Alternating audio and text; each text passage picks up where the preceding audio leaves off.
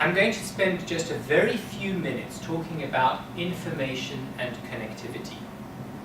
Information integration theory is a complicated and exciting theory, and I encourage you to read more about it. But when one thinks about the neurobiology of consciousness and the next generation of depth of anesthesia monitors, it's important to at least start thinking about information integration theory or theories of consciousness to consider how we would go about designing future monitors. Some of the basic tenets of information integration theory put forward by Giulio Tononi. This was a paper in BMC Neuroscience in 2004, which is a great read. Talks about differentiation, that there's availability of a large number of conscious experiences, and that integration is the unity of each such experience. So that essentially information integration hypothesizes that consciousness results from the reduction in uncertainty.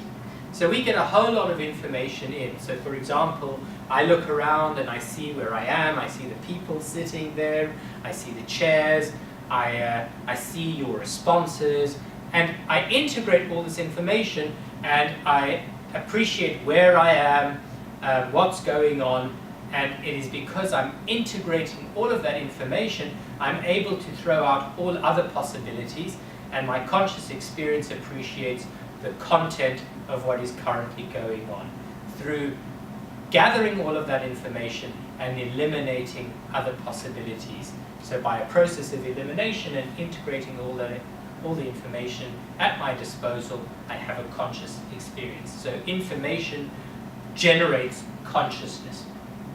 So information is analogous to the reduction in uncertainty, and consciousness has both quantity and quality.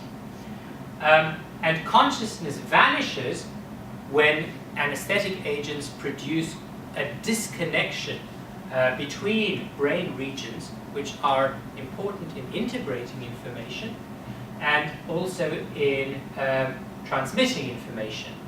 So also when they lead to a bistable state, causing the inability, a loss of information capacity.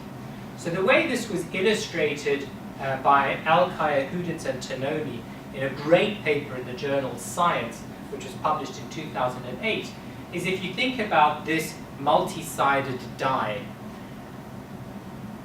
this would be integrated information, where each aspect of the die has a lot of information, and that information is all integrated into that large die.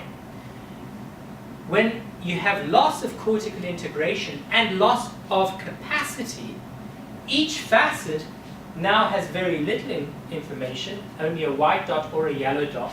So the actual amount of information is reduced on each facet, and the facets are disconnected from one another. So you've had loss of integration and loss of capacity.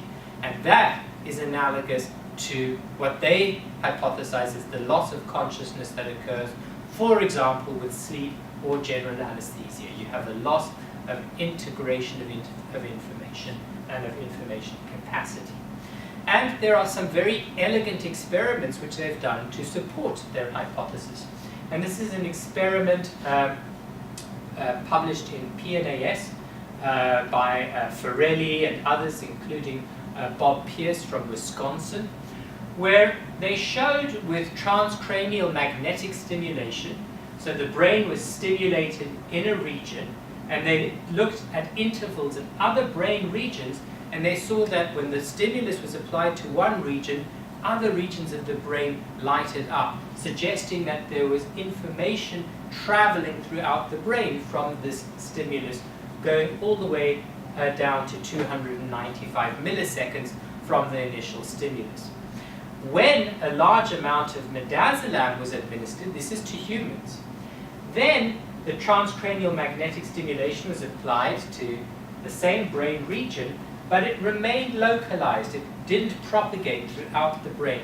There was a loss of information integration. And this is one potential approach to monitor loss of information integration based on neurobiological principles.